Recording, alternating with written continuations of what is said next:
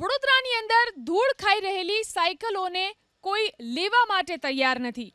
વડોદરાની અંદર જ્યારે સાયકલો ભંગારના ભાવે ખરીદવા પણ કોઈ તૈયાર નથી, ત્યારે પ્રશાસનની બેદરકારીને કારણે 10 વર્ષથી આ સાયકલો અહીં ધૂળ ખાય છે.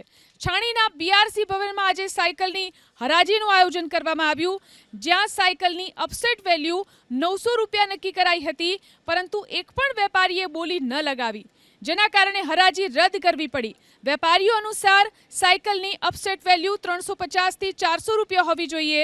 જો કે ગઈકાલે જિલ્લા પંચાયતની સામાન્ય સભામાં વિપક્ષે સૂચન કર્યું હતું કે 100 થી 150 રૂપિયાનો ખર્ચ કરી સાયકલનું રિપેરિંગ કરાવવામાં આવે.